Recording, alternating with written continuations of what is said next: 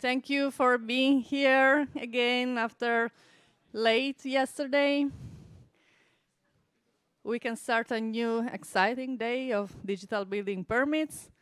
And okay, thank you. Take your place. And I will just give the, the floor to the chair of this session on procedural systems, to Judith. And have a nice day. Thank you, Francesca, and good morning, everyone.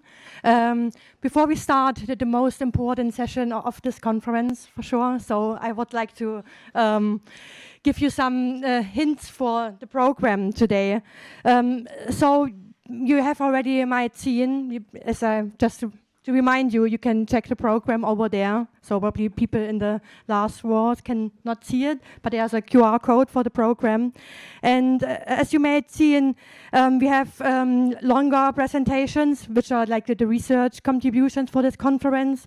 Then we have like 10 minutes presentations, or 8 minutes actually, plus 2-minute question for practical presentations. And we also have later today, short pitches, which are just 3 minutes. So let's see how we can handle them, just to give you a heads up on that. And now we are start with the procedural system. So it's all about processes in digital building permitting. And we start with our keynote speaker from Switzerland, who is Ophélie Vincendon from the State of Geneva.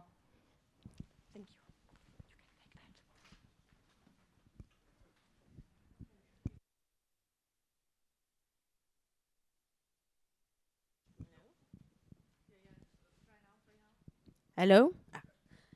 Hello, everybody. Thank you for being here on the second day. So I will explain how we managed to develop all the process for the digital building permits in BIM in the State of Geneva. So we have a BIM program in Geneva, which is structured like that. We have a roadmap which explain the 9 components that where we need to implement BIM. So, for example, change management is the most important thing to do if you want to digitalize a process. And we have 3 axes. Is the main missions of the states regarding building. So what I'm going to explain today is the state as control authority, but we also make BIM on the asset manager for all the property of the states for building and infrastructure. And then using the 2 first axes, we will put the BIM on the territory manager. So for the strategy, we are only based on open BIM standards. So we used only IFC. We accept only IFC on our platform. And we also use BCF to make the communication.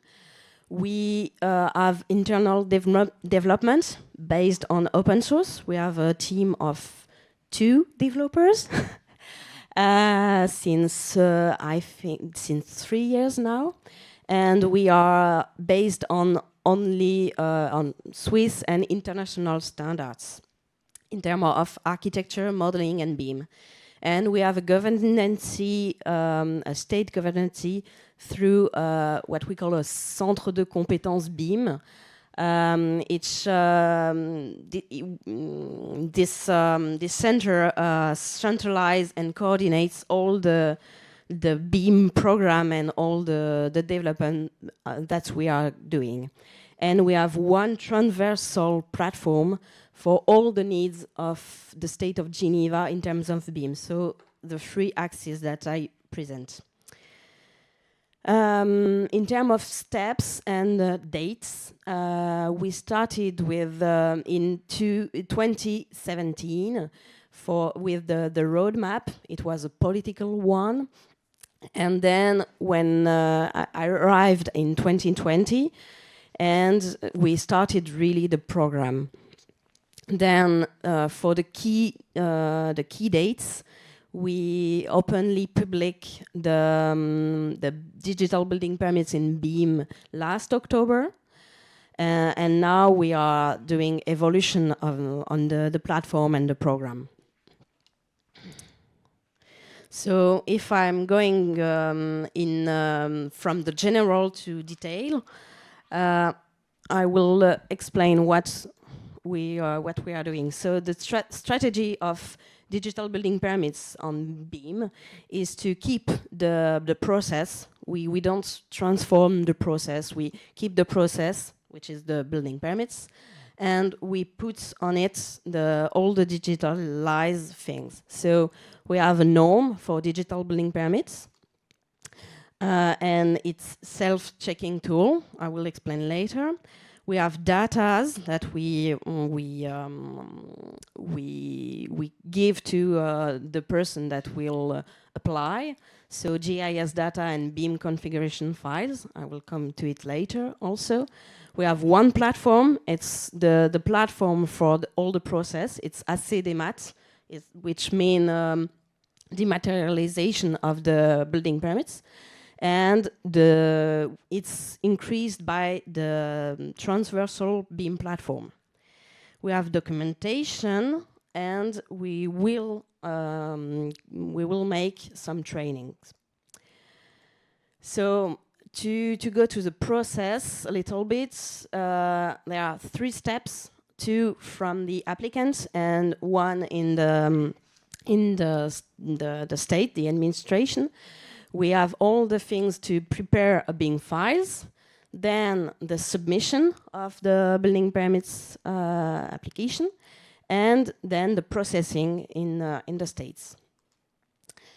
So to prepare the BIM file, we give all the territorial data in Open BIM standard, so in IFC, the norm and the setup files.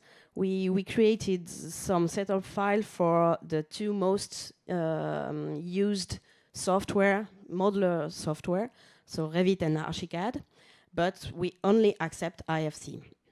And we have an online checker which send PDF.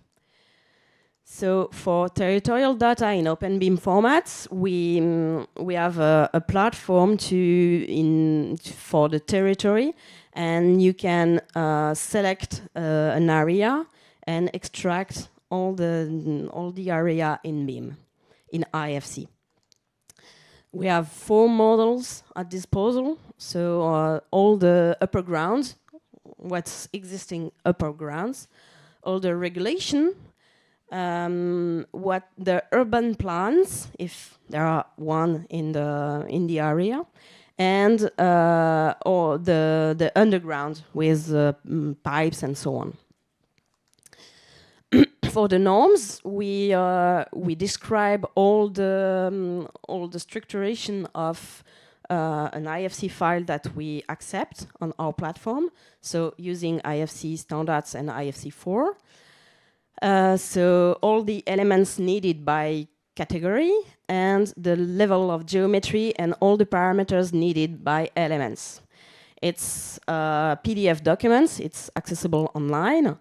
And to help the architects and engineers to really make their parameters inside their models, we create setup files. So we have a form, an online form, only public, and we can select which software we are using, and we have all the some question to pre-configure the configuration files, and then we receive them. We can download them. And when the applicants made their model and have all the parameters, they can check online at each time. They don't need to really apply for the project. And so you put your IFC on this online form, and then you receive a PDF report with all the problems that you have on your model. With what is in red is blocking the submission, will block the submission when you want to submit, but what is in orange, it's just problem that you need to take care, but it's not a really huge problem, or it's not blocking the process. Then when you will not have anything in red, so a 0 here, you can process and submit your file. So for the submission, you have the constitution of the project inside the main platform, then the submission of the BIM model, then you have a mandatory step to check the BIM model, and it will fill automatically some forms of the main platform, and then you need to overlay the 2D drawing inside the BIM platform to have all the quotation on it. So here you have the constitution of the project, documents, then you can put your file, IFC file, and check the file. You have the same report, and you will, it's not, actually it's not running that. You will be able to charge all the data from the IFC file, and then you can see your project and overlay the 2D drawings. So it's from the main platform that you are receiving the 2D drawings that you upload, and then you are mapping them inside the IFC to have all the quotation, because legally in Geneva the number on the quotation is the legal base. It's not the drawing, it's the number on the quotation. So we need it to be really written on it. So yeah, you overlay the drawing. Then you can overlay in mass. So if you have a lot of story, and you can see what's it. Then when you did that, you can submit your project, and it will be the analysis from the inspector. So they can consult the report and view, and all the views related to the public authority analyzed, and analyze the BIM model and all the layers that the applicant prepared. So we have a table of all the rules that we are doing. It's not all the rules, because it's yeah.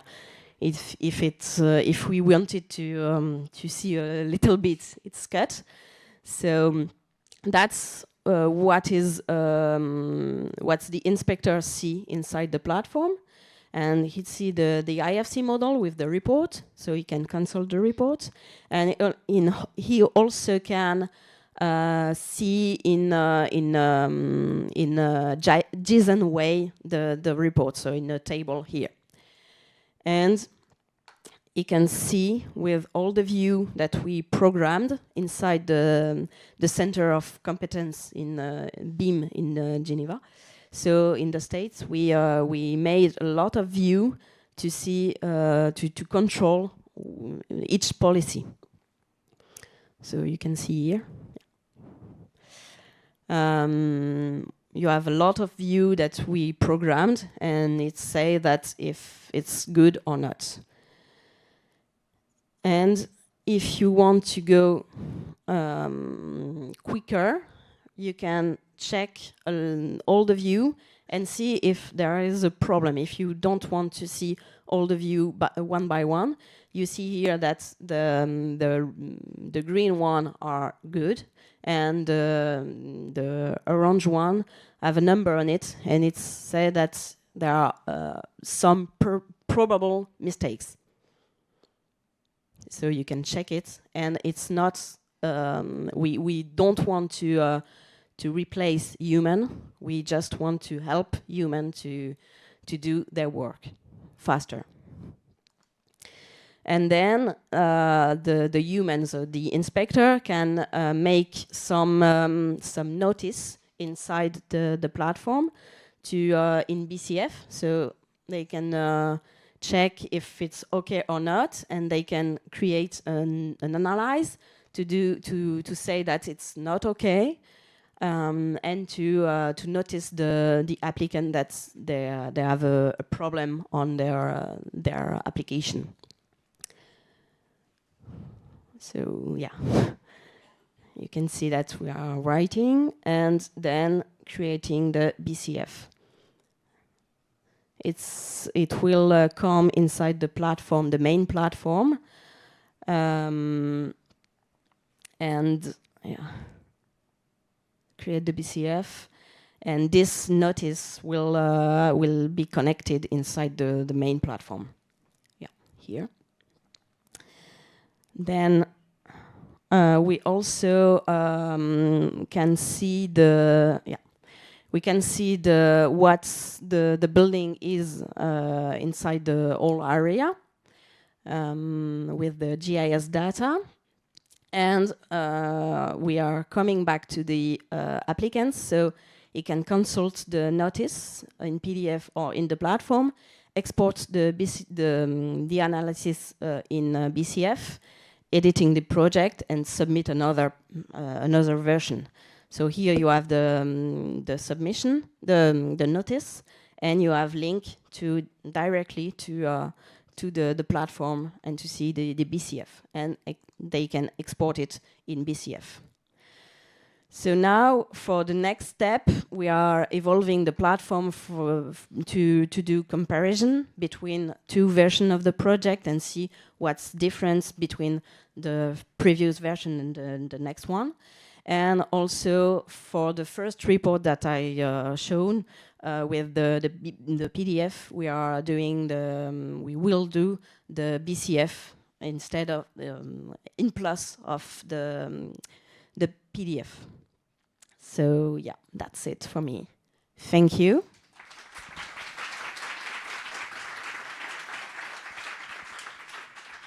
Thank you so much, Ophélie. I think that was very impressive. Are there any questions for Ophélie?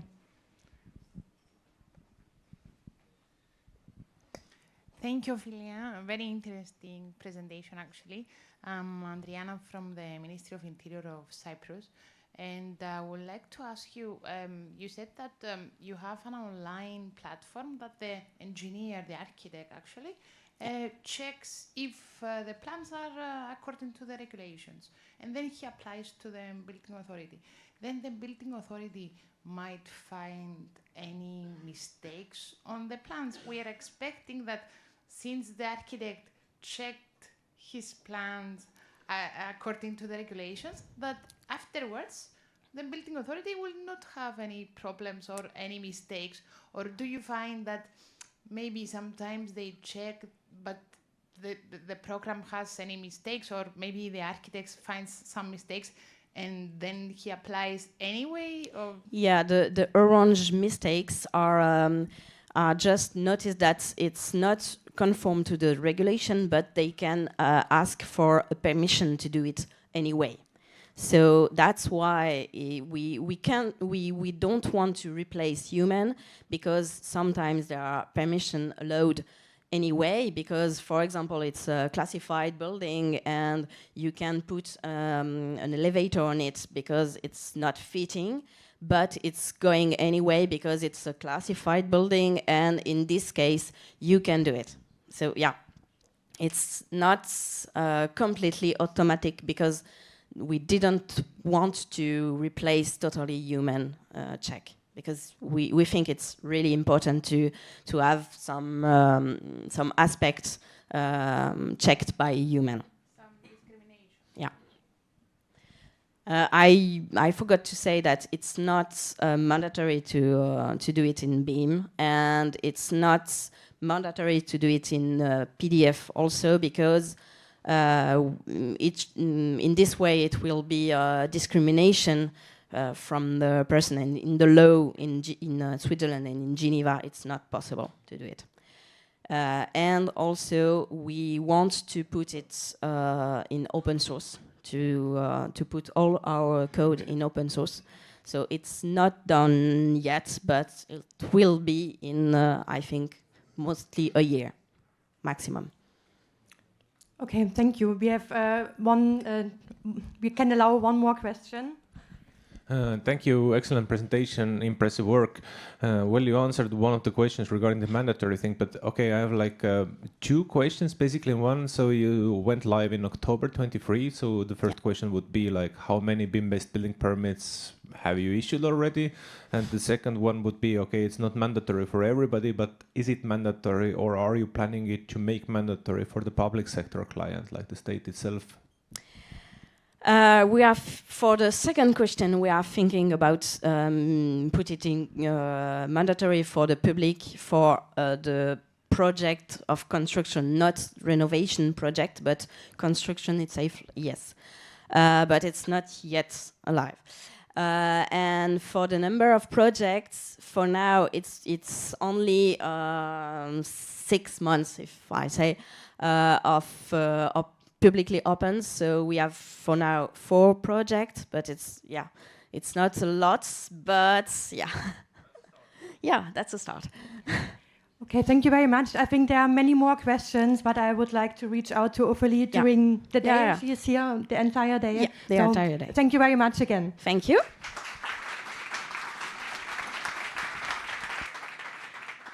And now we are going to Finland, to Anna-Riitta Kallinen, who is talking about the BIM-based building permit process and the Finland's implementation path.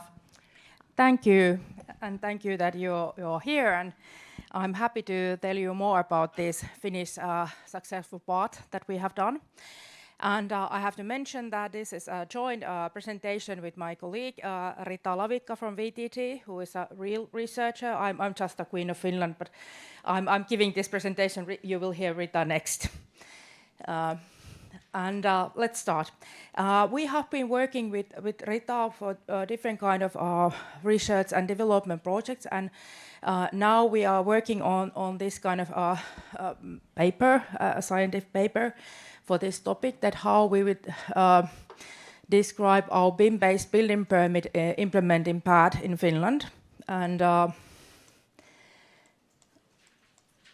what was the research objective, what we have been searching this, how did we make this implementation from the paper-based process to the BIM-based process, and what is the situation now, and what is our maturity level in Finnish building permit process in general level, and what we have done to achieve this. And we have been, of course, I have been over 20 years involving the BIM project, and I have good understanding and hands-on working with this. But as we look this as this kind of research and science perspective, of course, we have been going through the public reports and this kind of interviews that we have made for the building permit controllers and other experts and key persons in Finland, that how they see this happen, what is the situation now, what is their maturity to do this. And what is our level now is this kind of semi-automatic compliance checking after RAVA 3 Pro, and because our new building law is not yet in the official, and now we are working on that we will go this automatically process.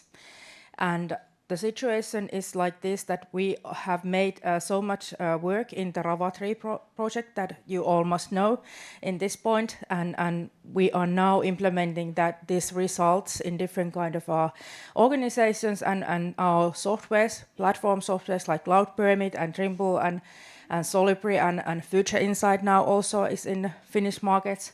So they are working on that we will have this tools ready for moving on this automatically checking process.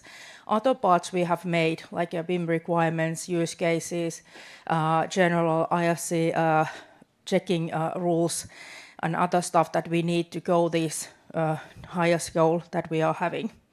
And I hope that by end of this year we will achieve something with this automatically checking process. We have already piloted this successfully in many pilot projects that we did in Ravatri Pro. So we know that this is doable. We just have to do it in the big process and that everyone could use that.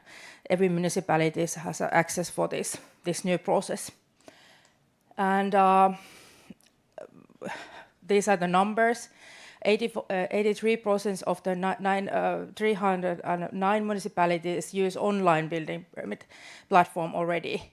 And I think that the numbers are even higher in these days, because in 2015 we started already use the digital platform for the building permit applications. And if we show this memory line or timeline, what happened? We started in 2002 for this Vera project that we had, that we study how we can develop the BIM tools, the softwares, the reading and exporting IFC. And then I think the next big step was the national common BIM requirements that we made in 2012, and then the 2015 online building permit service as a platform was the ministry project, and Cloud Permit was birthed in that project, but was in the different name. But now Cloud Permit is an independent company that has continued this good work that we were developing in the ministry projects. And after that, we have done lots of projects. This Rava 1 that we had, which we just wanted to find out that is it possible to use IFC files for the building permit as a manual way. And then Rava 2 was the ministry project that we tried to find that what part of the building permit process we can have this kind of automatically checking and even the semi-automatically checking process. And of course this our lovely Ravatri Pro that I was project manager, we did the tools for matching the new Building Act, and the goal was fully automatically processed for the building permit that we wanted to achieve for that. And now we are having this ACCOD project also, which is the VTD lead EU project that we are continue this development and research after this. And starting next year, 2025, we are going to have a new Building Act, which is going to give us support that how we will need to use the IFC files in the building permit process. And we have tools ready from Ravatri Pro, and we have a very good collaboration with the softwares. And so I believe that they are also ready, that we can start with this automatically checking process. So what do you need for digitalizing building permit process? I think that this has been a long way, as you have seen now. So we need this permit applicant to be ready. We need the softwares like ArchiCAD, Revit, other software MagiCAD that are available and are providing IFC files. As Finland is the open BIM country, we use IFC files, not the native software files, but IFC is our choice for this.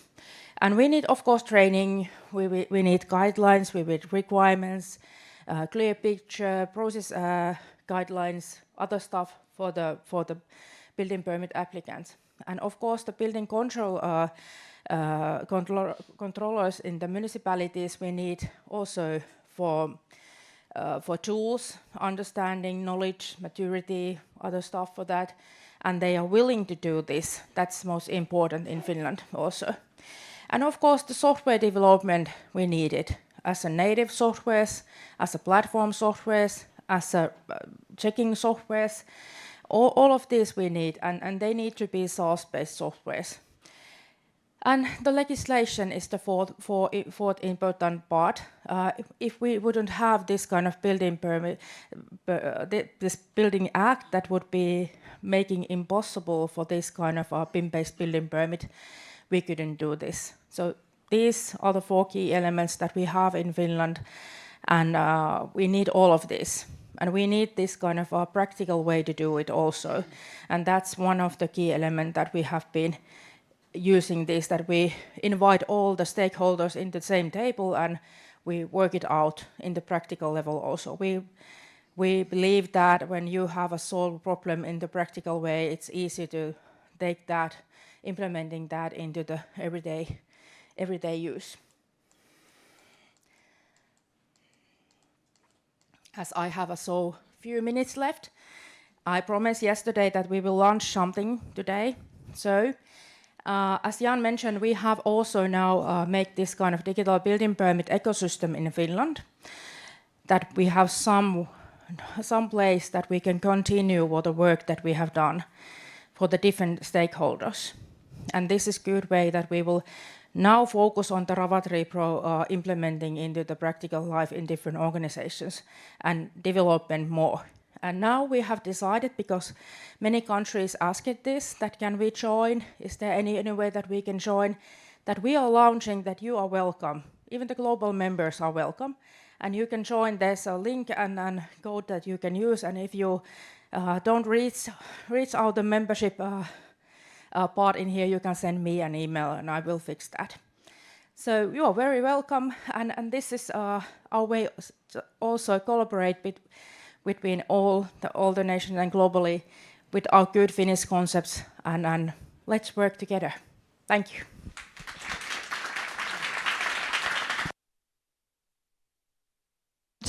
Thank you so much, Anna-Riitta. We can have one question. Is there any? No? So maybe one question from my side. Mm-hmm. And when did you launch the ecosystem?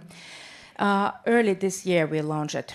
Yeah. Okay, great. So it's quite new, but we have a good idea what we are going to do, and we have already turned our sleeves and started to work. So welcome if you are interested in Finnish concepts. Yeah, and you are around the entire day today, so if people can reach out to you. I try to be here, and you know my contact information.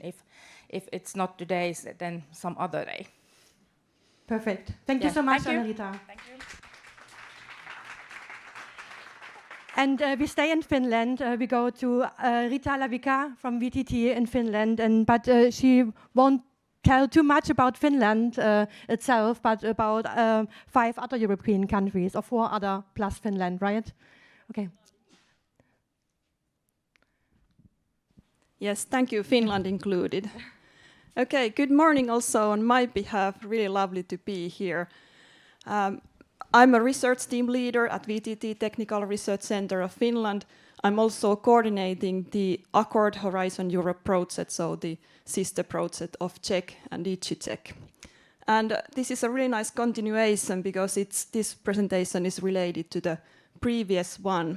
So in Accord, as you usually start in Horizon Europe projects, you start with the current status. So that's what we also did. So we started studying current stakeholder attitudes and process readiness towards digital building permitting, and in the context of 5 European countries. And as you can see, it is a common effort, so there's various authors involved. Okay, so the research problem, as I hope everyone already knows, is that most of the countries are still in this kind of really manual way of doing things, having maybe an online permit service, but you still submit your design in PDF, and it's really labor intensive, taking a lot of time, as we have heard.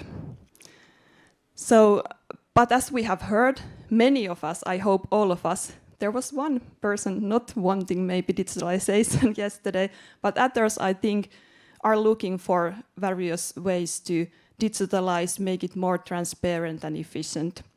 So we want it, but there are some challenges, as we have heard, lack of machine-readable regulations. You need them in order to check your design. Low maturity level of knowing BIM, lack of expertise in general about these processes and services and tools. So that's kind of starting point. Then what we wanted to achieve is this kind of a digital way of doing things, having an online permit service which could in the future connect with various compliance checking services, as you can see there, through APIs. So as Anna-Riitta already told, in Finland you are able to submit your design as IFC file, and some of the municipalities are able to use compliance checking tools and check the IFC file. Not all yet, but we are moving there. And we are also doing the neighbor hearing online if the applicant has provided their email. Okay, as I said, the questions: what are the stakeholders' attitudes towards digitalization, and what is the level of adoption at the moment? We had two research methods. We used a survey to understand the stakeholder attitudes, and then we used process modeling to understand the current state. The survey looked at the obstacles, challenges, requirements towards digitalization and automated compliance checking. And we also asked how they would like to achieve the digitalization. This survey was translated into multiple languages. We shared it through LinkedIn and another email lists that we had access. We got 472 responses. Most of them came from Italy, so a little bit biased, but of course from other countries as well, Spain, Finland, Estonia, and so forth. Most of the respondents were architects, but also building control authorities, project managers, and other stakeholders. As you know, it's a variety of stakeholders. So about the results, almost all of them thought that in the next 10 years they would like to have automation, but with the human oversight. So as we have heard, we will be using NLP and all kinds of AI solutions in the future, but let's not forget the human.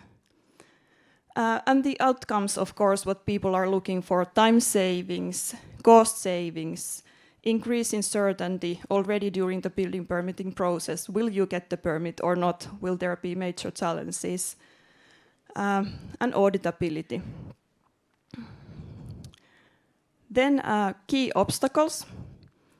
As we have heard this quite many times, there are differing processes between territories, municipalities, of course countries, lack of digital skills, software tools. Hopefully we will get them soon more. Most of the Horizon Europe projects are developing those. And no standard specification of design documentation. So how do you model your design in a way that you can really check it? Then the requirements, of course, they come from the obstacles. So you need to have standardized submission processes, ability to link BIM, which is, of course, user-friendly user interfaces. I have seen so many good presentations yesterday and also today.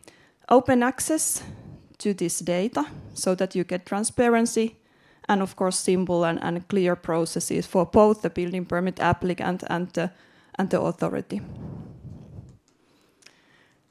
Okay, then we also modeled the current as-is building permit processes in those 5 countries. We used this business process modeling notation. We first thought that we could understand the differences between the countries, but as you can maybe understand, at least we understand it now, that it's a really challenging process. Judith is nodding. She has done this a lot. There are so many differences between the countries in terms of regulations and all that. It's really challenging. And we also held some interviews to understand the real situation. And then we categorized all the findings to technological, organizational, and environmental categories.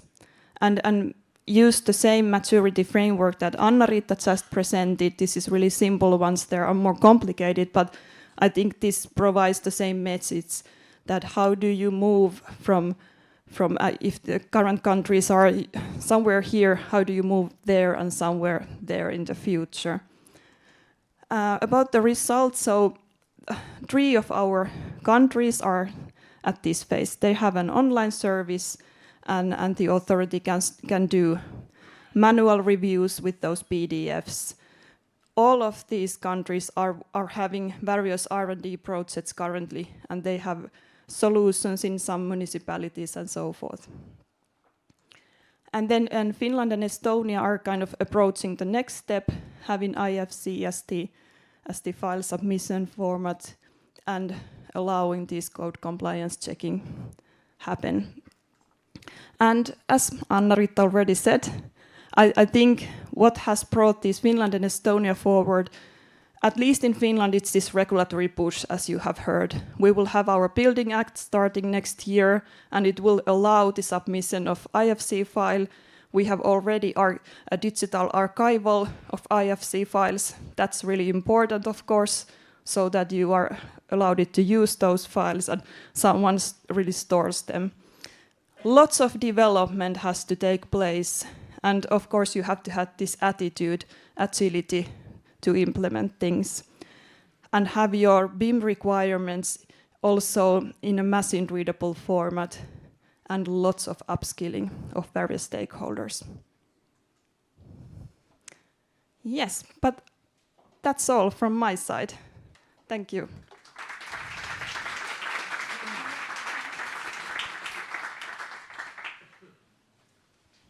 And so much, Anna-Riitta. Rita. Rita, Anna-Riitta, sorry. Everyone coming from Finland is something like Rita, Rita. Very sorry. Yeah. Yeah, team name. So, are there any questions for Rita? Pablo? It more than a question, is something that we were speaking, Judith and me, some time ago. It was about the detail of the BPM diagrams. Because in the eCheck project, there were like a team doing a very detailed diagram of processes. So they became huge diagrams, and it is difficult to communicate and difficult to analyze. Do you think that there should be like a correct scale of observation of the processes? Yes, definitely, and we did this level, kind of high level at the beginning, and now we have identified actually 4 levels of process modeling. So one for software and one for something else. So definitely there has to be. Otherwise, it's no use for anyone. You're totally right.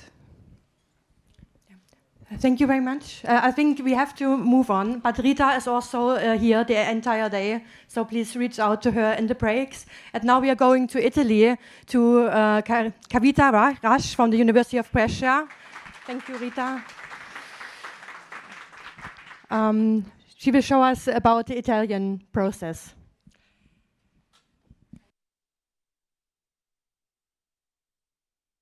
Morning. It's working. Good morning, everyone.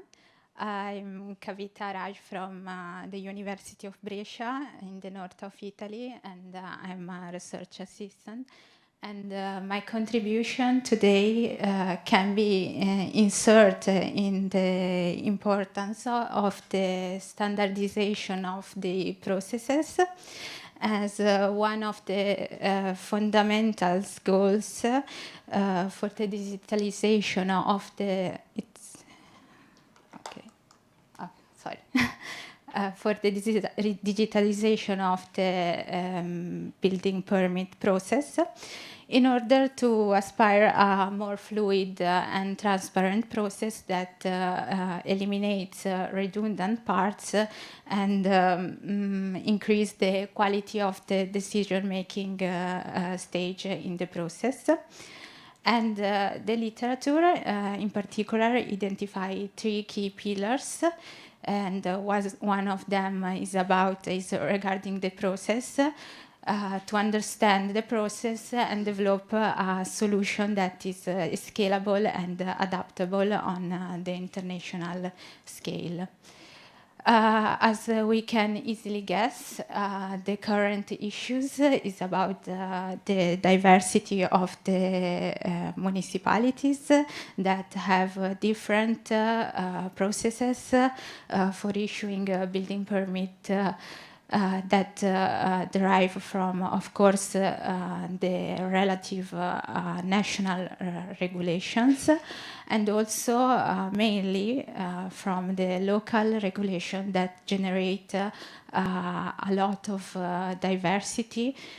And what we found what are the action we can find in the literature? The literature is comparing and harmonizing the step of the building permit project, providing a solution by a comparison and a standardization to find best practice and point out a new process that fit for the potential for the digitalization. However, the literature focus on the comparison at international level, and it's not considering that kind of diversity we can find in each country. Like the number of inhabitants in each municipalities, the extension, the area, the historical heritage, culture, and that kind of solution risk to not be adaptive to and reach these local realities. And within the context of research of UNET, we selected the case study of Italy. We selected 3 different municipalities according the number of inhabitants. 3 like the first municipalities have less than 50 hundreds of 50,000 of inhabitants. The medium size has inhabitants between 50,000 and 100,000 of inhabitants, and the large size has more than 100,000 inhabitants. I want to point out a reflection about the Italian case, because in Italy in particular, in country like Italy, 70% of the municipalities have less than 5,000 of inhabitants, and this already make think as what kind of municipality should represent for a standardization on an international comparison. The methodology we followed is about first of data collection and data analysis that involves the use of semi-structured interview following the methodology of Judith, Fauth. And the guide help the interviewer to address some key points. Because the interview guideline is the same for each interview, and collect data in the systematic and comparative way. And also and of course, the methodology involves to interview public officer from the municipalities, and in total we collected data for 3 hours and 40 minutes. Here we can say a table of the interview we made for each municipalities, how many officers, like we did 1 interview for each municipalities, and then we transcribed the interview and applied a qualitative analysis method, starting from a coding scheme that mainly reflects the interview guideline. And from this coding scheme, we analyzed the text of the interview and then transposed in a visual map using the BPMN standards that allow to point out what are the responsibilities and the activities every actor are involved, and then the comparison. This is the resulting map from the comparison in which we have I divided into 2 parts. We have identified some common patterns that derive from national regulations and also by using the same coding scheme. And as we can see, we can identify some common patterns. As we can see on the map, like the submission, the administrative check phase, the content check, the participation, and specific organizational task division distinction instructed by local needs. This is the second part of the map. I point out the stage of content check, administrative check, and the issuing of the permission. And to wrap up, what we find, so many similarities can be pointed out on the map, driven by the national regulative framework. However, there are some aspects that we can that cannot be omitted in the comparisons, such like the staff size, the number of stakeholders involved, and the equipment availability, for example, that increase the complexity of the comparison and that point out the need to compare the national level before the international level. For example, in small municipalities, same officer may be involved in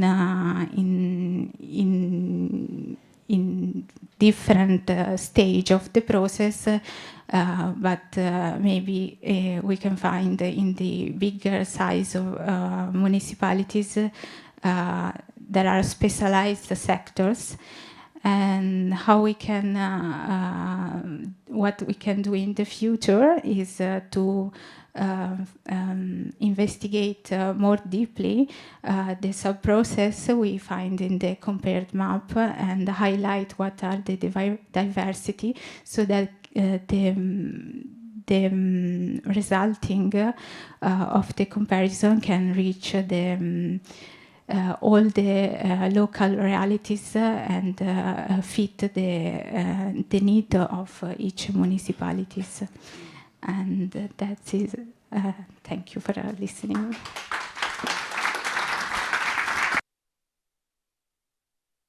Thank you very much, Kavita. It was also her first talk in English, and I think she did a very good job. Thank you for that. Are there any questions for Kavita? No? So, Kavita, if you would compare the Italian process to other countries, what do you think, what is the most tricky point in Italy?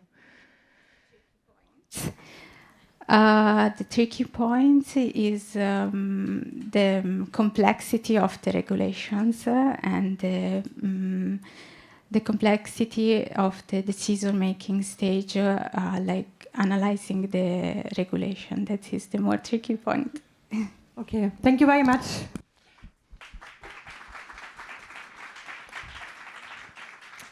And now I give the stage to my friend Tanya Bloch from the Technion in Israel. She will present a methodology how to evaluate the processes.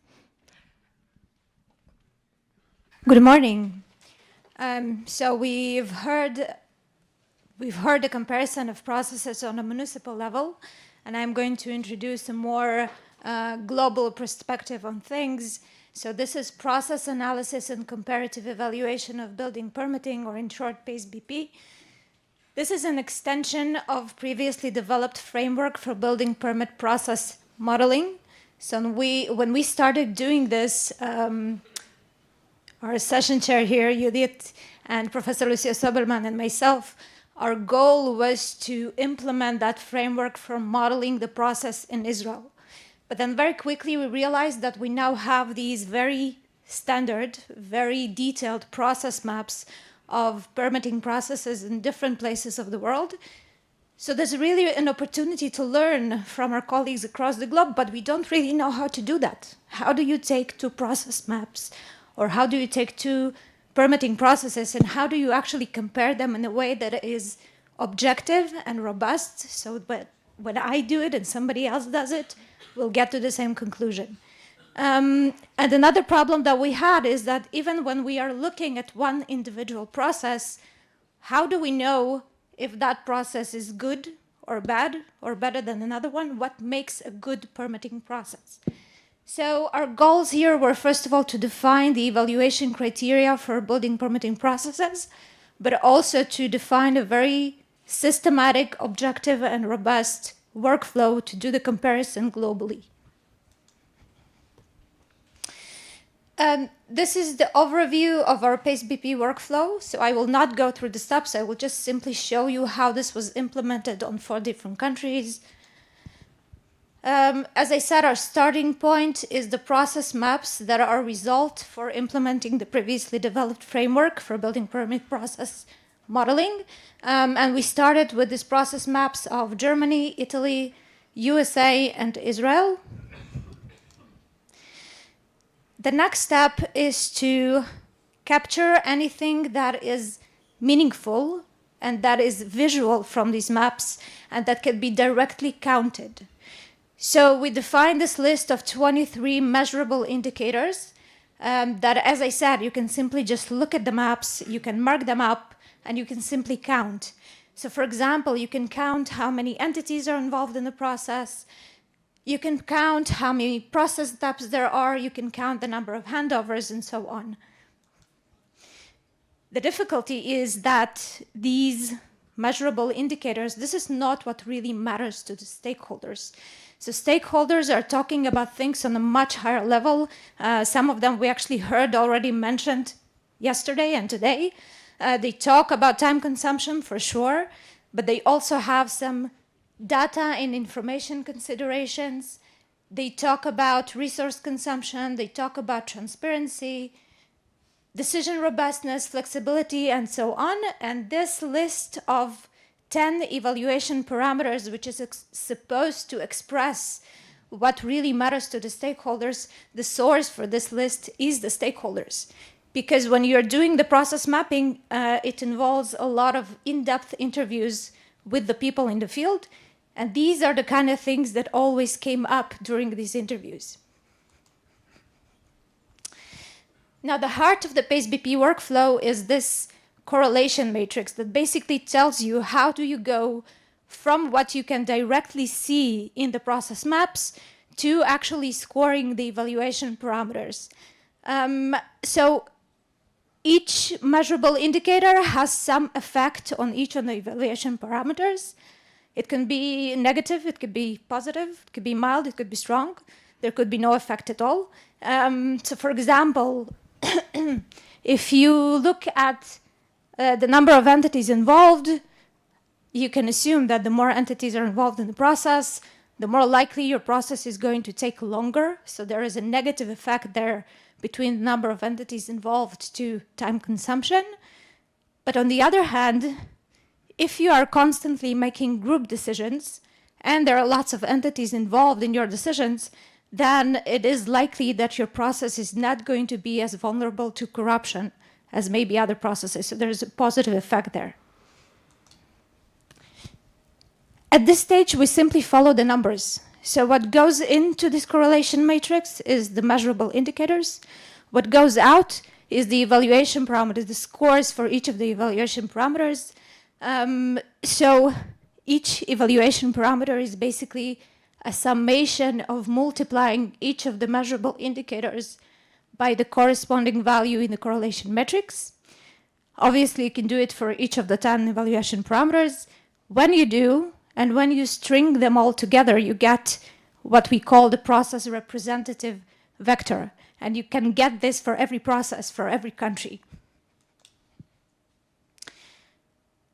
This is actually what makes the comparison quite easy, because what we did is we calculated the distance between each pair of representative vectors, which is supposed to express how distant or how far away, how dissimilar every pair of processes are. You can see the results here. So for example, you can see that Israel and Germany are the two most dissimilar processes.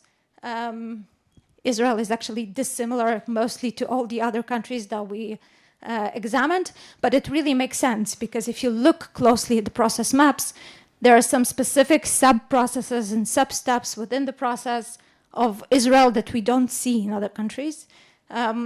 We also see a very decentralized process as opposed to Germany, for example, which is very, very compact. So this similarity actually expresses what we really can see from the maps. So if I conclude this, as you can see, the workflow is strictly follow the numbers. There is no room for subjectivity here. So this is a very systematic and robust evaluation system. But I think that the most important thing here is that you don't just get one similarity or dissimilarity score. You can actually have a chance to evaluate and compare the processes based on specific evaluation parameters. And this is important because we can see there are so many trade-offs within this list of evaluation parameters, and you can't have it all. The process cannot be perfect in all terms. You can have, for example, a process that is great in terms of time consumption, but is very bad in terms of flexibility, or maybe the other way around. And the question now becomes, okay, so what is more important? And one of the things that we are beginning to see is that the answer depends on who you ask, or the roles of the people within the process will have different perspectives, will have different points of views. And so the work that we are trying to do right now is actually to capture those different points of views of the different people, and also to validate this initial list of evaluation parameters, because as I said, it is kind of a byproduct from doing the process modeling. People were not directly asked what matters to you. These are just the things that came up. The last thing that I'll just mention is that at this point, we also have many other process maps from many other different countries. So there's also an opportunity to continue doing this and learn from other countries as well. That's it. If you are interested in any more detail, please feel free to contact us.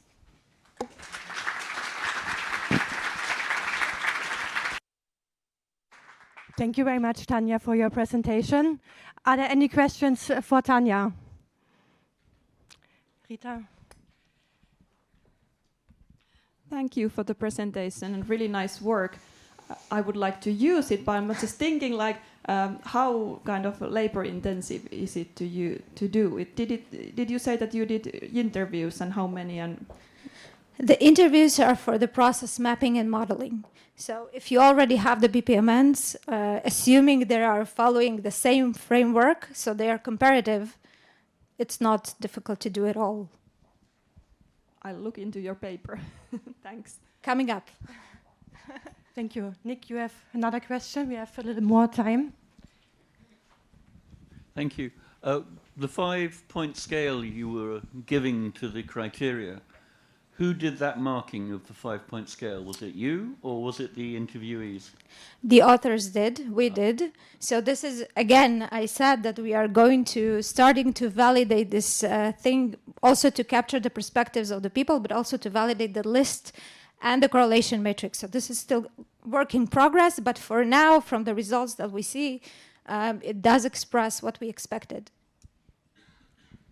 One very urgent question from Robert. Very shortly, please.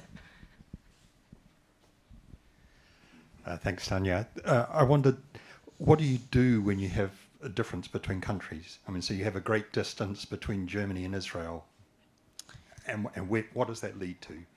I think the idea is, if you want to try and find the opportunities for improvement of a specific country, you would probably look for the countries that are not that dissimilar from yours, but maybe better in terms of the specific evaluation parameter that you are looking to improve. Because you would not look at something that is completely, totally different. Thank you very much, Tanya. And now I give the stage to Peter Nørkjær Gade, more or less. And he will show us a little bigger frame of different processes across Europe. Yes, thank you very much, Judith. Yes, I'm going to talk again about, this time about building permit processes across Europe. And I represent a big group and a big collaborative effort, gathering data, analyzing and such, which I'm going to tell you guys a bit about.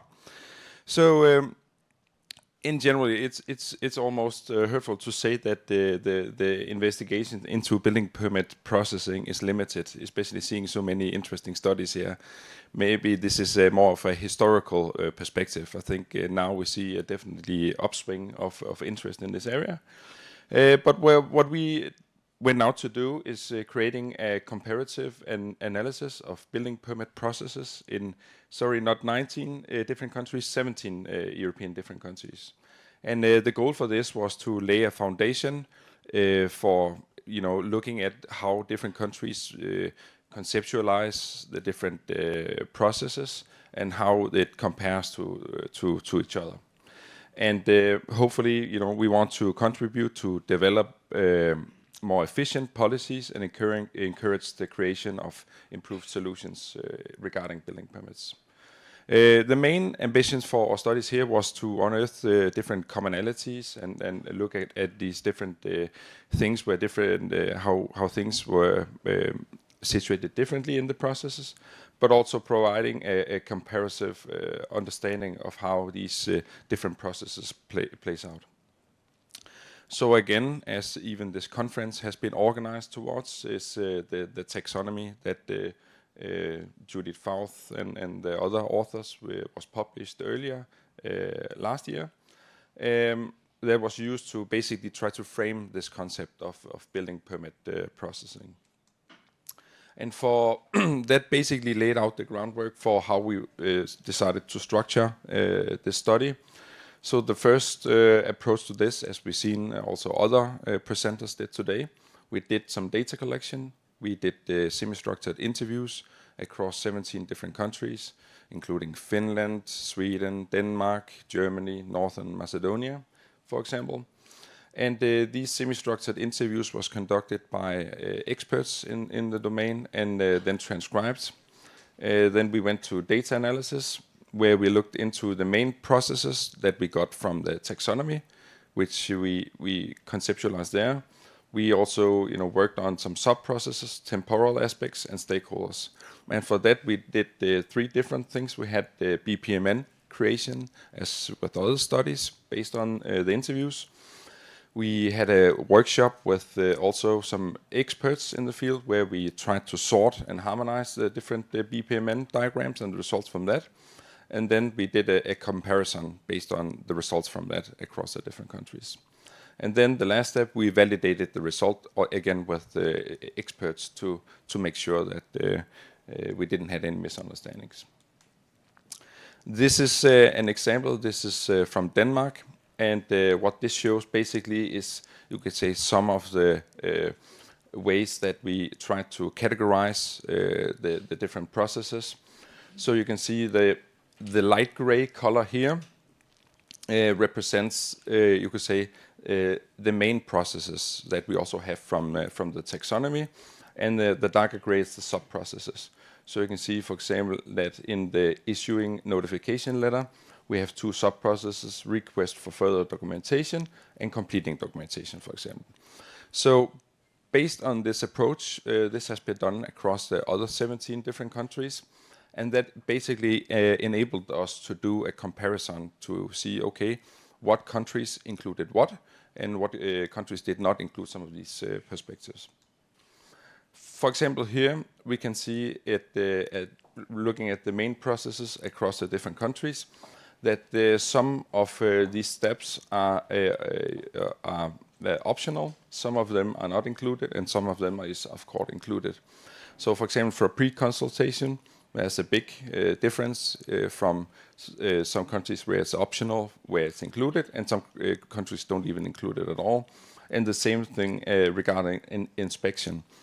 This also signifies that you could say the main idea about what a building permit process is, is very different from country to country.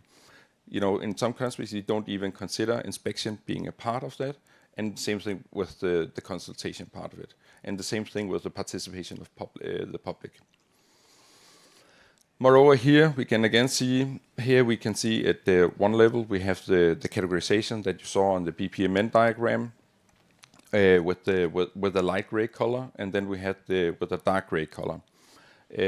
So here we can again see there's more harmonization here. Again, it's the pre-consultation stage. There has some differences, and again at the sub-process level for the check and request for payment of taxes and fees, it's very different how it's done across Europe. Here we can see the different steps. This is, you could say, the sequential steps of the processes across the different countries. Here we can also see there's a lot of variation according to what steps are done at what certain points of the process. Here again, we can see the stakeholders, because again, we have the BPMN diagram. We can see what different kind of stakeholders play a role in these different areas, and again we have the main stakeholders and sub-entities, and there's also a bit of a difference, for example, for the neighbor hearing and the public, which is included in the process. So the finding in general is, luckily enough, following the conclusions from the other presentations that we had regarding the area, is that there's a lot of differences even in Europe regarding how the different processes is done. I would even argue that the presentation we had yesterday with the guy from Saudi Arabia about the definitions of words, for example, the same thing we can see is like how we instantiate the neighborhood hearings, for example. There's a big difference in how that is conceptualized, and even building permits. In general, it means very different things in different countries, and I think it's highlighted here, and it also gives some different challenges, to say again. I think it's a very good question from Tanya.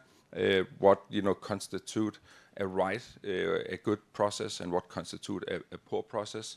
That is not something that we evaluate. We hope that the processes we have represents in a way the country's best way of doing it, organizing it, related to their culture, you could say so.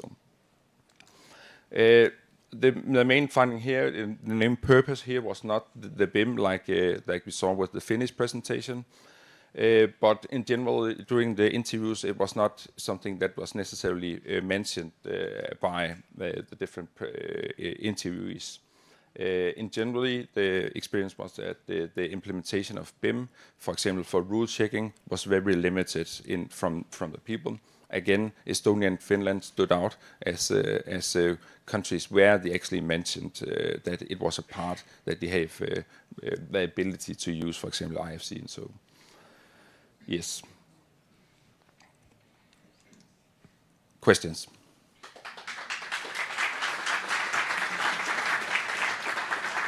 Thank you very much, Peter. Are there any questions for Peter? Rita?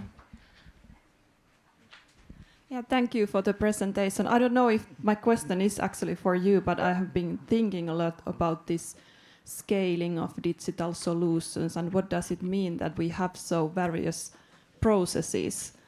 I don't know, have you thought about it? And maybe there's some software provider that can also answer this. I think it's a difficult, we always strive to harmonization, for example, and trying to make let's say a commonality in how we should do things. I think sometimes it can be a difficult approach because, as we see here, countries value things differently, for example, and that is instantiated in how, for example, they see building permits, neighborhood hearing, and all these things.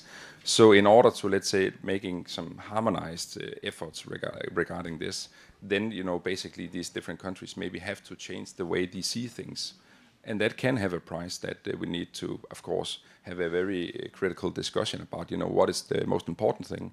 Is it the digitalization, or is it the content that we are looking at, the building permits, and, what kind of building environment do we want to have? Yeah. Okay. Thank you very much, Peter. Now we move to a little different subject, which is about the automated regulatory compliance, and we will get some insight from a design research by Joao Soliman-Junior from the University of Huddersfield in the UK.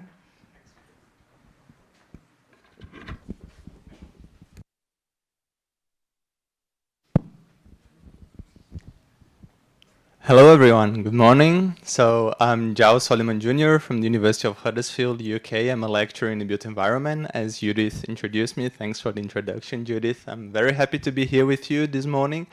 And I'll be providing some of the insights related to a design research I developed as part of my PhD studies at Huddersfield. So, the background of this research relates to healthcare building design and the idea that regulatory requirements are much broader than just municipality or local statutory requirements. They relate to a series of domain-specific regulations, and they are massively considered during design development because they have a very important influence, not just in terms of how design is developed, but also in relation to potential health outcomes.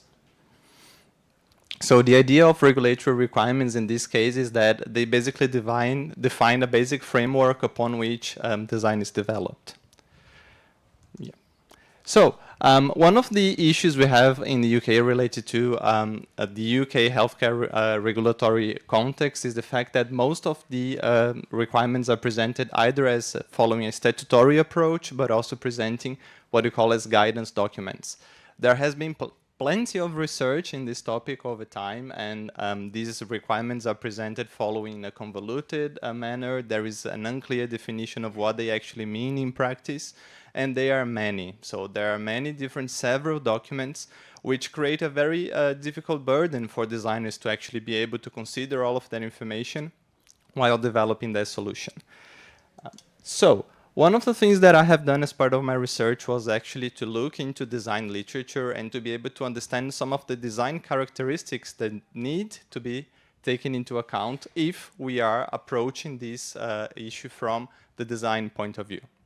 So one of the very important points that show up quite at the start is the idea that design consists of a problem-solution co-evolution process. And by that, it means that at the same time we are developing a solution to a given problem, we gain a better understanding of that problem, and therefore we have a new update on what can be a potential solution.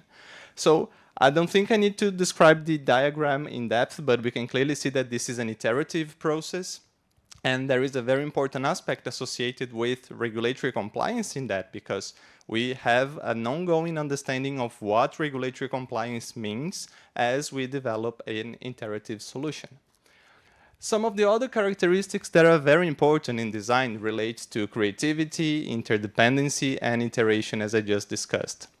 So this diagram has been developed by Taylor quite a long time ago, but I think it's still very relevant and it's still very interesting for us because it allows us to understand how design evolves over time, considering the problem solution coevolution, but also understanding that we have different pathways that we can follow.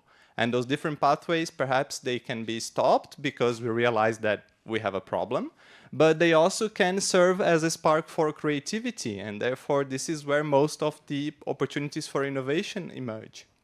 So the idea of observing this diagram very quickly as part of this presentation is to understand that it is a very complex process, it is a very interdependent process, and it can be very hard to understand what are the impacts on rework or what are the impacts of iteration in this creative process.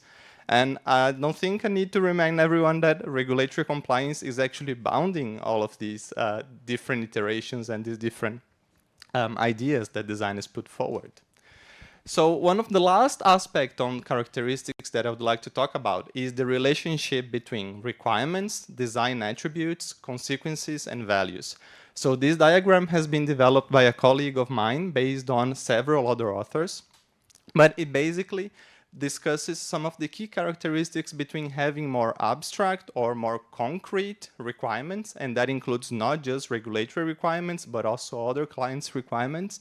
And the idea that those different requirements, they will relate differently as well to values and objectives of a project, to their consequences in use, but also to project attributes, whereas concrete requirements tend to be more directly connected to project attributes, whereas we have abstract requirements and they will be mostly associated with values or consequences. So, what is the problem? We know, and I don't think I need to go a lot in depth here, but we need human knowledge to interpret and to translate requirements. And that knowledge is needed, not just to develop a design solution, but also to assess and check whether that design solution is in accordance to requirements. One of the things that the design research showed us is that subjectivity and creativity will be intrinsic to both processes. However, regulatory compliance is also understood as detached from the overall design development. The existing approaches, they do not properly consider the iterative design character, the fact that it is an intrinsically creative and subjective exercise. And these aspects of creativity and subjectivity, they are actually reflected on the regulatory framework through ambiguity. So, what all of the above suggests is there seems to be a disconnection between the way we are designing buildings and the way that we are using our approaches for digital regulatory compliance. And this is also observed from some of the limitations we have seen in practice and research. So, my PhD was developed following a design science research approach that aimed to develop a model to enable automated regulatory compliance in healthcare building design. And although I'm not presenting and discussing the model with you here today, I'm going to be talking about some of the insights that emerged during this process. So some of these key insights, they emerged from the interviews that I have developed. So I've did a series of semi-structured interviews with designers trying to ask, what are the difficulties you have in practice? What are some of the problems, if there are any, that you have while including regulatory information into your design development? And the diagram you can see on the slide is actually trying to collate all of these different concepts that emerged during the interviews and their relationships. So the thicker the lines are, the stronger those connections were. So we can see some very important connections there in relation to regulatory compliance, decision-making, dependency on human inputs and reasoning. And this is exactly one of the aspects that was discussed in relation to creativity, and the idea that we need to have this more design guidance approach to help us in this process. So some of the key findings is that this iterative nature of design, it relates both to how we translate regulatory requirements into design attributes, but also how we verify if our design is actually meeting those expectations. The research also provided empirical evidence on the important relationship between regulatory compliance and decision-making, and trying to observe how we can better incorporate information from our regulatory documents as part of design development. So, whereas traditional approaches, they basically look at using the information from regulatory documents as a way to check if design proposals are compliant, there is an evolving understanding from a design point of view that that is actually part of the key requirements we consider in design anyway. So we should be looking into how can we better embed that information as part of design development towards better decision making. So I decided to present an example here with you, which is not new. Those of you who are from the UK and work with healthcare probably know that, that tool. This is the ADB tool. And the idea of this tool is that we use information from the regulatory documents that is organized basically in a database to automatically populate the different rooms that we are defining as part of the healthcare design development. Just a quick note here is that designers basically use the word jigsaw puzzle when they were using and describing this tool, with the idea that we are basically assembling a big jigsaw. The other aspect that we could use as part of this built-in compliance approach relates to use of visual programming languages, as we have discussed yesterday. So because of time, I will not go in depth into this example, but I'm happy to talk to you about it afterwards. So what are some of the final remarks is that we could actually have automated regulatory complying assuming a steering role in design development if we look at it as a support to decision-making approach. If we look at it from a design point of view, we actually better understand why we have subjective requirements, why we have ambiguity embedded in regulatory documents. And this is very important because it allows us to understand that we don't want a one-size-fits-all approach, because otherwise we will be just building different boxes. And one of the things that I've highlighted as a further exploration is that we really need to look into how these design characteristics, they can be better embedded, not just from a process point of view, but also from a software development point of view into regulatory compliance approaches. So that was my talk. Thank you very much for your attention, and I'm open to questions. Thank you very much, Joao. Perfectly in time. Are there any questions? Rita? This is definitely my session. Yeah, I really liked, and just like a maybe more like a comment we were discussing yesterday during the dinner, that it would be wonderful to go, let's say, for a week and really observe what the designers are really doing, because you get a really kind of a different perspective just by interviewing. But I know it's really kind of resource intensive, but just because you might be the one that have maybe thought about it. Absolutely. Thanks for the comment. Yeah, I fully agree, actually. And I presented the interviews just as one of the sources of the insights for today. But I've actually did that during the PhD research, and I've been in contact with designers. I've been there looking at the work. And that was during the pandemic, so it was a bit of a remote, and I understand that that's a limitation. But it was very interesting, and I was surprised to actually see the visual programming language example that I have here, and I'm happy to talk more about with you afterwards, was actually developed by designers to include a routine that is very tricky from the regulatory documents in healthcare regarding acoustic requirements in partitions, to automate this process and automatically generate the required level of decibels for each of those partitions. So I was surprised to see that actually they already use in practice this approach on using information from the regulatory documents to already create a compliant output. So yeah, I fully agree with you. I think it's very important for all of us to know how this is actually taken into design development. Thank you very much, Joao. And now we are lucky enough to hear something from a designer.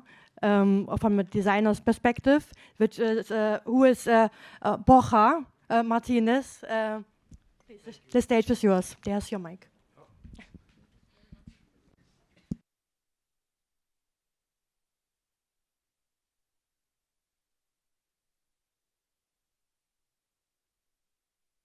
Hello? Yeah, it's okay. Good morning to all. Thank you for inviting me here. I have the sensation that all that I'm going to say is already said.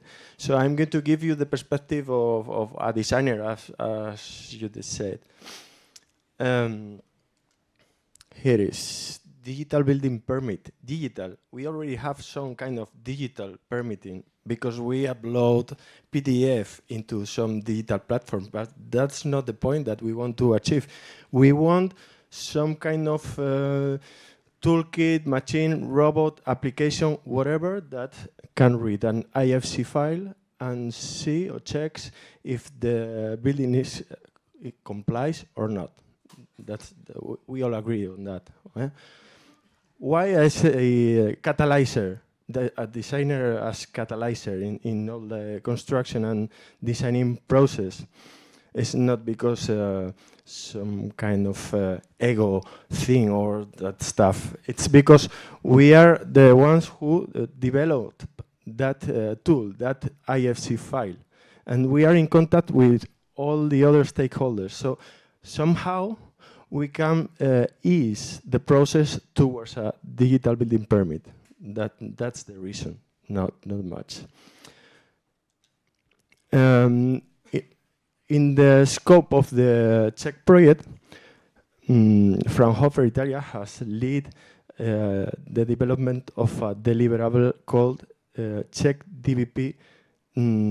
How is it? That's it, perfect. Thank you very much. They have done a work of research. They have been in contact with a few municipalities, and they have made a harmonized workflow of the actual building permitting process, which in a very summarized way is composed by a first stage of pre-submission, where designers keep in contact with the officers in the municipality to resolve all the doubts concerning the regulations and, well, you know, I want to do a higher building, all that stuff. All the questions that we have, we resolve it. Then we prepare, I think it's not working, okay? Yeah. Then we prepare the project. We submit it to the platform by a PDF, a digital PDF. And then the municipality maybe can demand us some more questions in order to give more definition to the project. This each question takes a lot of time, at least more or less 1 month that you have to add to achieve the permitting. And then the promoter is asking, when I have my license and all that stuff, because I'm losing money, you know. Then after that, when you get the permit, you get the permitting process, the permitting license, the permit. You begin the construction, and in that moment, the information of the project has to be completed, because there are some things that appear always during the construction that you have to take in care. Well, the main disadvantages of this process is that mostly everything is based on manual processes, which takes a lot of time. The officer in the municipality have to wait to attend all the previous cases and all that stuff. They are persons, so they can commit mistakes. The process is not efficient, you know. Basically, it takes a lot of time, and when it takes a lot of time, the profit is reduced somehow. And where are we going? Where do we want to go? We want to get the digital building permit, which more or less has the same 3 main stages, but with a difference. The officer in the municipality will have the tool, this Czech toolkit, hopefully, that will help to do it quicker and in a more efficient way and with less errors. So, in a first stage, instead of doing questions to the municipality, designers, hopefully, will be able to do questions to a platform, and we will get all the initial information to do the project. That can be all the services around the parcel. Oh, 3 minutes, so I have to run. You have killed me. Well, the question is, you already know. So the thing is that the officer is going to have the support of a digital tool that is going to facilitate him his life doing almost everything, or at least a very important thing in an automatic way. This is more or less a description of the evolution of the project from our perspective and how we communicate with the stakeholders. In the first stage, we talk with the developer, with the promoter, and we study the project, if is it feasible or not, if is it going to be profitable or not. If it is going to be profitable, we are going to develop the project, which we send to the municipality. We develop the project as much as to be able to be assessed, to see if it complies with all the regulations. After that, we add more information to the BIM model to be able to extract all the quantities, to do a tendering process, and to do the construction works. After that, during the construction works, we are going to add information, including all the specificities that appear during the construction and that were not taken in account during the design process or the permitting process. And after that, it's not usual, of course, because BIM is not already an implanted tool. After that, designers could be part of the facility management, adding more information concerning the IT, the Internet de las Cosas, things, Internet of Things and sensorization and all that stuff. I have 1 minute, just summarizing. These are the key benefits of using a digital building permit. From my point of view, the most important, saving time. We are going to reduce the communication with the municipalities, and this is the key point, because license, at least in Spain, at least is going to take for us 6 months to get the permit, luckily. But if you are not lucky, you can get more than a year, where it's not, it's not good. And we are going to be able to see in the platform if we can see if there is any problem with the permitting. There is going to be more objective, as it is going to be done by a machine. It's going to be more precise, and we are going to reduce the errors.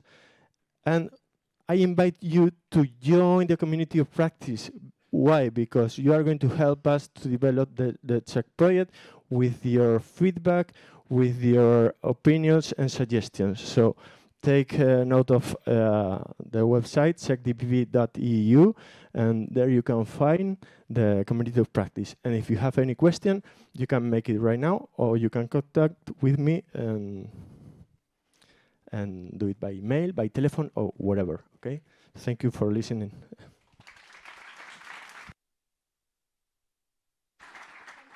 Borja. Maybe one urgent question, if there are any over there.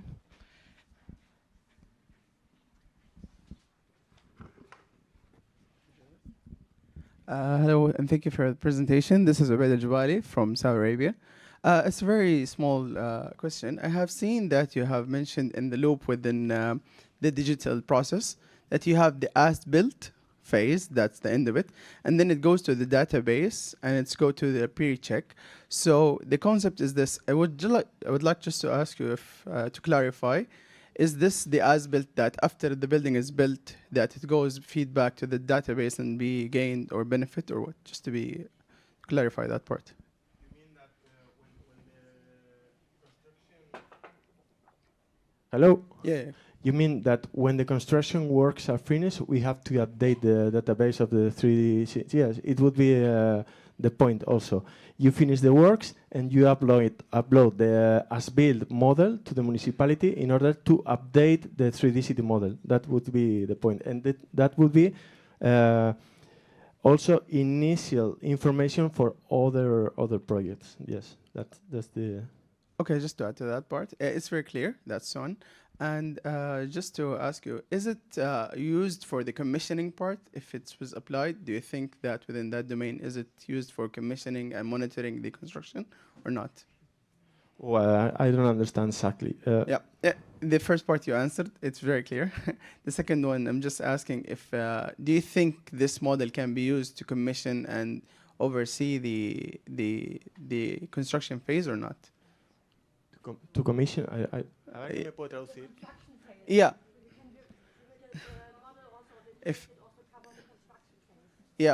If the model that's used in the we can postpone this part. We can do it in during taking the coffee, sure, okay? And we spend more coffee because I'm sure we are spending more time than Ilya. I can sit with you right now. Yeah, thank you, Borja. Please leave it there. So now we are moving to 3 short pitch sessions, 3 minutes each. So without any questions in between.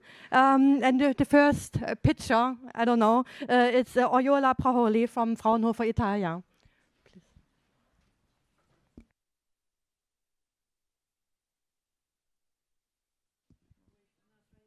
Hello? Okay.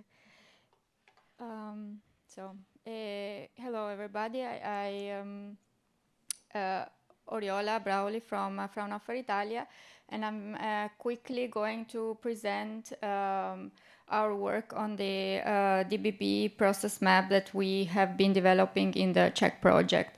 You are all familiar with the building permit process, as we've been talking since yesterday. Also you are familiar with the challenges that it presents. I can mention here like lack of transparency, elongated procedural times, inefficiencies, and overall impact it has in the urban development and in the construction field. So we work on defining a new process for the building permit and making it also fully digital, so the new process of digital building permit. I'm quickly going through all the steps that we defined by mapping the as-is process, then harmonizing and defining the new to-be process. So we start with the data collection, then we added BIM and GIS conversion, designing phase. After that, we added the offline validation and pre-checking, which is a very core step of the new process that is going to reduce the time of the procedures. Official validation, information model, submission, other permit processes, visual, the not automated overview, approval, and then after that is the construction and the as-built validation and update of the city model. So this is very quickly a new overview of the new process we developed in Czech. This is how the new 2B process map looks like. This is a summarized version. The full version, you can find it public, is published in a Czech website, also in Zenodo. We made sure to have a fully digitalized framework, integrate in it automated compliance checks and pre-checks, and ensure an enhanced and integrated collaboration in between all the stakeholders. By implementing this map that you just saw, we create an environment to adopt and have a flexible technological adoption, which will bring a streamlined workflow, will support a sustainable development overall in the municipal procedures, and most importantly, this process would be modular and scalable, which means it can be adopted in as many public offices as possible. I hope I made it in time. Thank you. Much, Oriola. All questions, please, in the coffee break and during the day. Now we are going to Scotland and Michael Tong, who will give us some insights from there. Thank you. Is this working? Okay. Yep. Good morning. Thank you, Judith. I was expecting a 2 minutes presentation, 1 minute question, but it's okay. I'll continue. So, hola. My name is Michael Tong. I'm here with my colleague Billy here. So I don't know whether he's around, but so I would just like to say a few words about. Oh, I need to control this. This is one of the work packages that we were commissioned to do by the Scottish Government, looking at digitalising the building standards or building control process. So it was a part of 3 work packages. The other 2 were regards to high-risk building registers and also just standard registers, which is those of you who know or may not know Scotland, we split into 32 local authorities, kind of like municipalities. And this is one of the work packages that we were involved with. And this one specifically looks at the kind of the use of digital tools for compliance purposes. And it's, I guess, a little bit different from all the majority of the other presentations, which is about the kind of front end in terms of getting the permits and verifications. Okay, and as part of this work package, we were asked to identify and prioritize digital needs of small, medium enterprises, which I believe around the different parts of the world, they constitute the majority of the organizations. And I think, Ophélie, you mentioned earlier on that, most countries are looking at projects of a particular level in terms of engaging with things like BIM. But I feel that, I think, having an appreciation of the kind of constraints and context of the smaller enterprises, I think is a really useful thing to have awareness of. So I think as part of this, we were asked to kind of provide some kind of findings and guidance with regards to this particular project. So I'm just going to say a very quick, I don't know, is Tanya, in terms of processes, so happy to have a chat about the process that we use in Scotland. So this is a very kind of general kind of overview of the kind of building standards process in Scotland. So for this particular project, we were focusing mostly in stages 7, 8, 9. So a lot of the kind of discussion so far has been on, the getting the permit and what we call the building warrant, okay, in terms of, how things are done.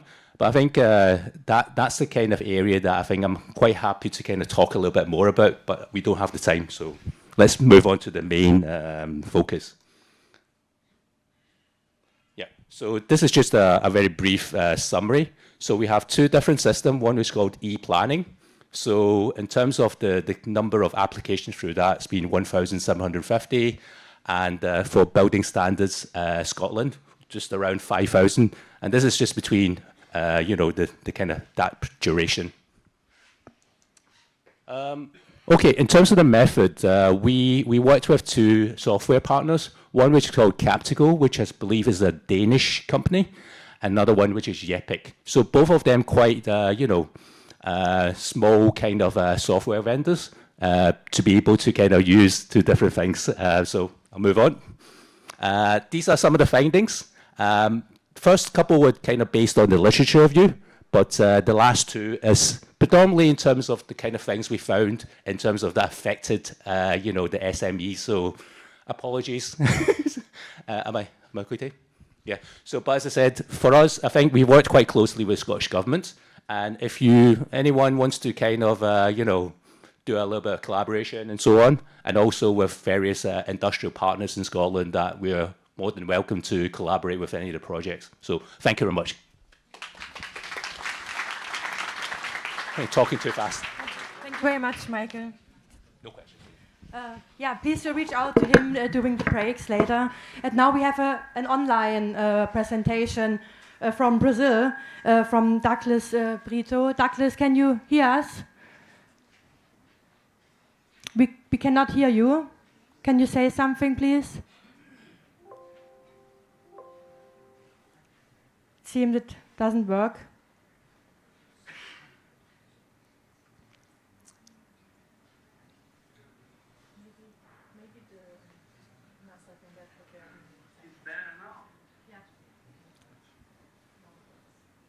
He will come after that? Okay.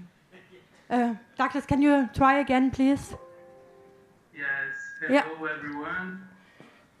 Okay, so you have 3 minutes, and thank you for attending.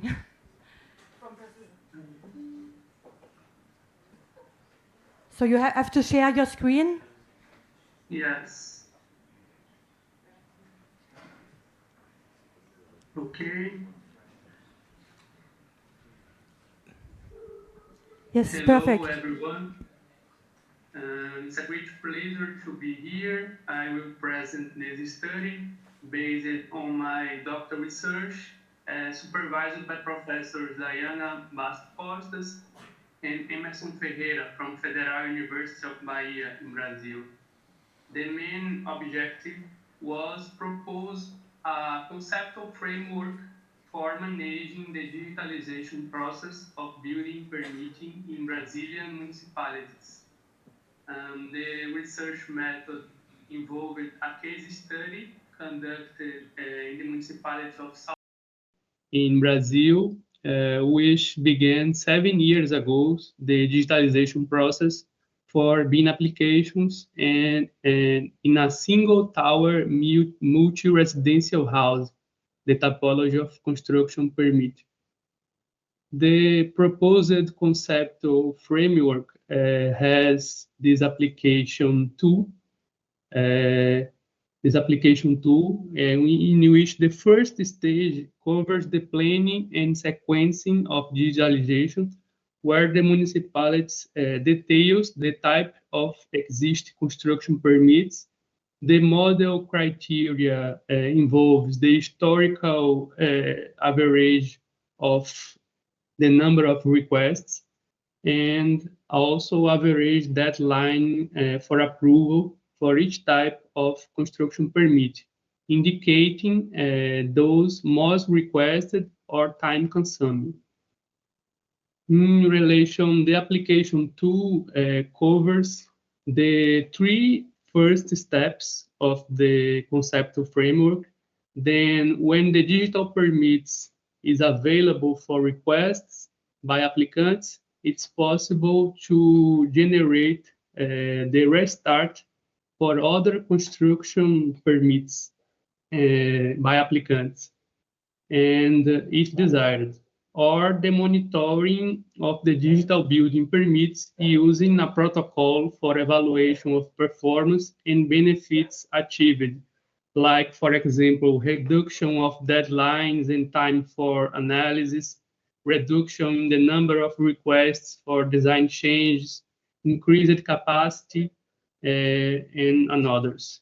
Monitoring will occur until the building code or legislation are updated and allowing the start of a new digitalization stage for another type of construction permit with more automation checks and consequently high levels of maturity, restarting the proposed framework.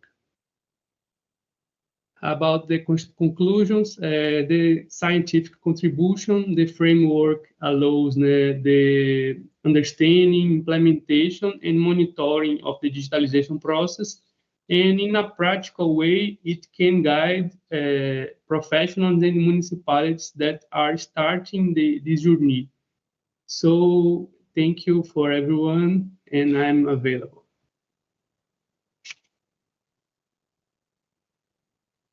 From 2013 to 2023, we had a lot of, let's say, accomplishments or achieved a lot of stages in the process and building permitting process. Let's say one of the main changes we had was in October 2023, when issuing a mandate by municipality starting from January 2024, certain types of buildings must only apply using BIM models. This is the Dubai Municipality BIM mandate forces. Buildings that exceed heights of 20 floors architecturally must apply for BIM, 40 floors for structural designs also.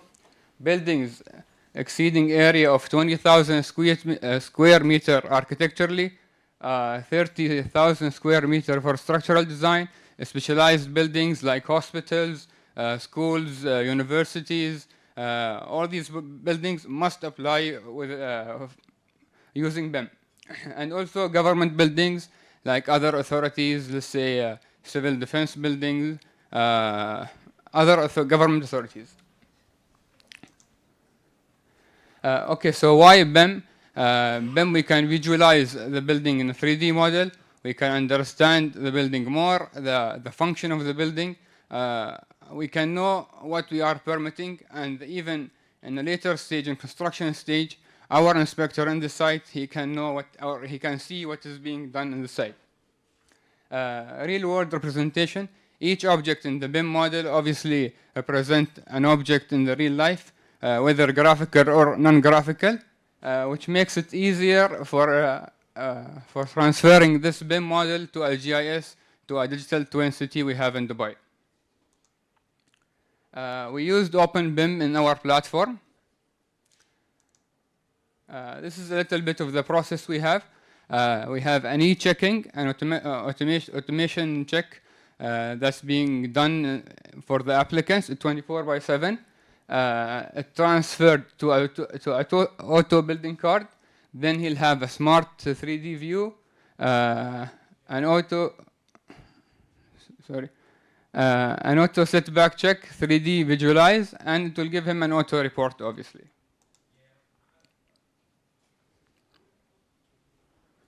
This is some of the support or the standards we have for the public. We have BIM standards, model element matrix, model attributes, usage codes, QA and QC, so checklists. Dubai BIM platform. We have a 24/7 platform open for the public, for the applicants, for the permitting engineers, for other authorities also involved in buildings. We have a 3D visualization, e-checking, the report, the smart view, and the building card.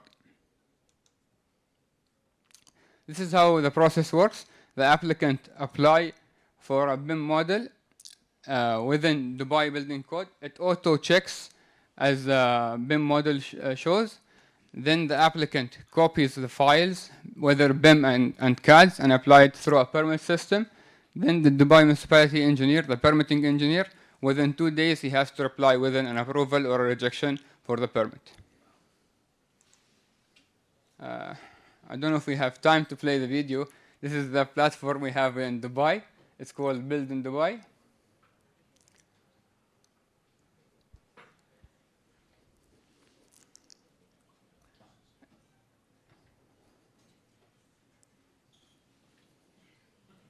It will show the BIM model.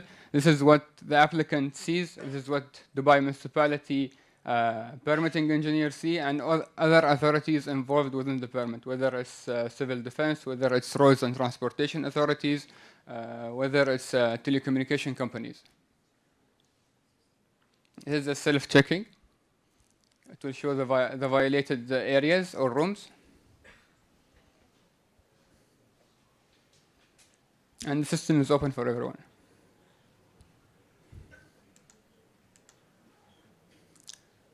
Okay, since we started in January 2024, we had few applications.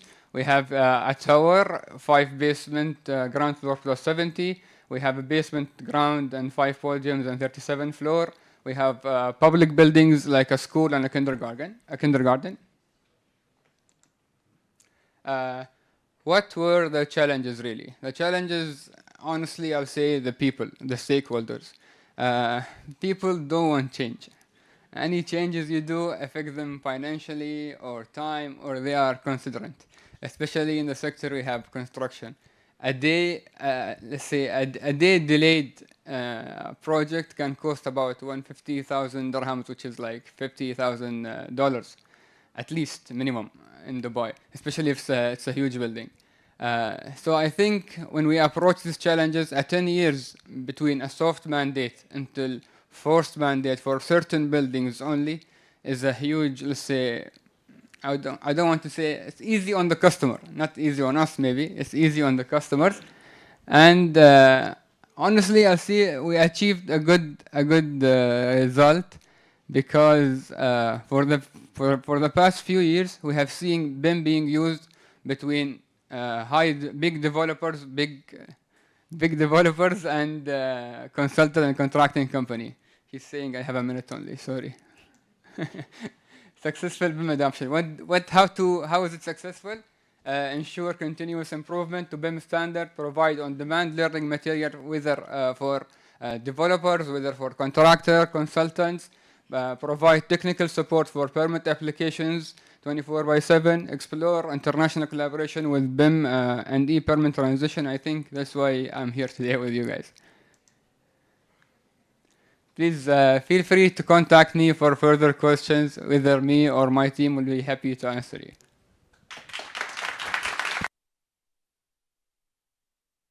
Thank you. Thank you, Nasser. I would say, or I would propose that we will postpone the questions to the break. I think we all need a break now. It was a lot of information, but thank you very much for your attendance and for and also thank you very much to the presenters. See you later.